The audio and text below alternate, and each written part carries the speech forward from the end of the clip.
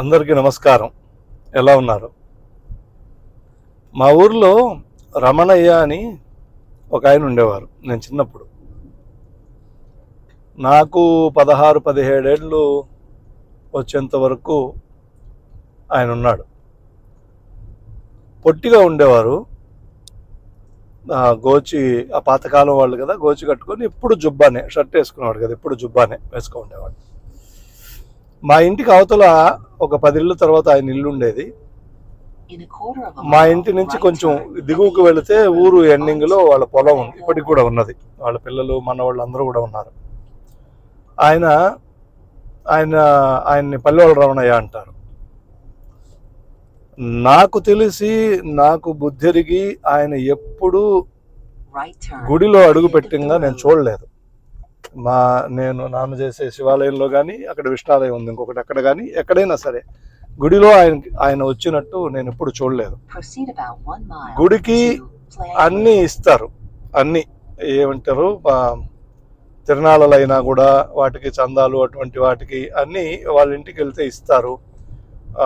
మనం వెళితే గౌరవిస్తారు, మోయిన్లు ఇస్తారు, అంటే స్వయంపాకం అంటారు కదా, అవి ఇస్తారు.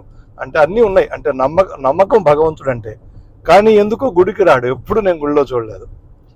రోజు పొలానికి వెళ్ళేటప్పుడు ఆయన స్నానం చేసి డ్రెస్అప్ అయ్యి పొలానికి వెళ్ళేటప్పుడు గుడి ముందు, ఇటు విష్ణాలయం ముందు, అటు శివాలయం ముందు, ఒకటి తూర్పు వాకిలుగా, 2 తూర్పు వాకిలు ఉంటాయి, ఇటు అటుగా ఉంటాయి, మధ్యలో రోడ్డు ఉంటుంది.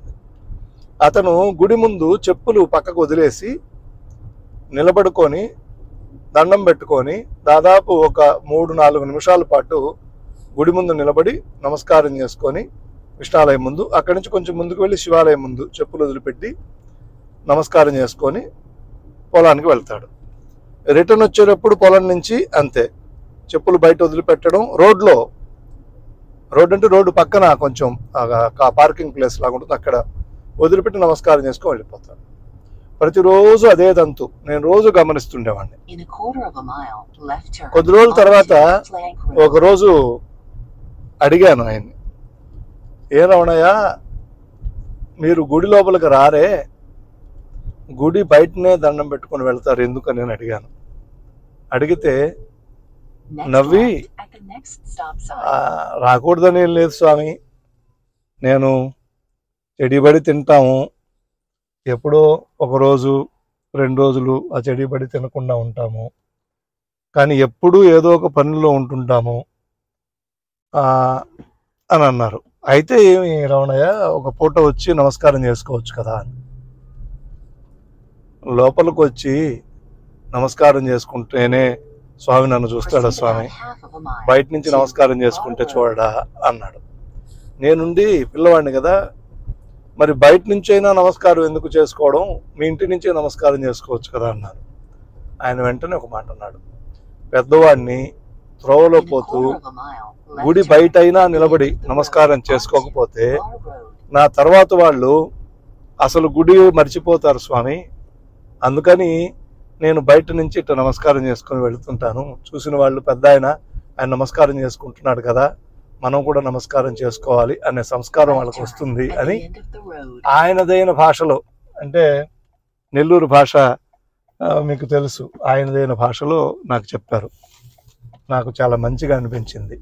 అందుకని ఇది ఎందుకు చెప్తున్నానంటే, జ్ఞానులు వారికి ఏం అక్కర్లేదు, వారు ఆత్మదర్శులు, జ్ఞానులు.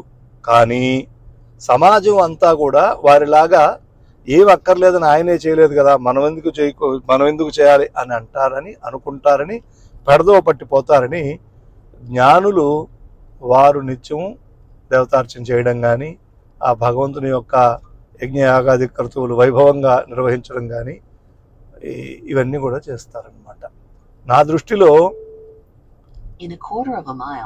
పీఠాధిపతులు చేసేటటువంటి మహాయజ్ఞాలకి వచ్చే ఏ ఫలితం అయితే ఉందో అదే ఆ పల్లెల రమణయ్య పెట్టిన నమస్కారానికి కూడా వస్తుందని భావన. ఏమంటారు?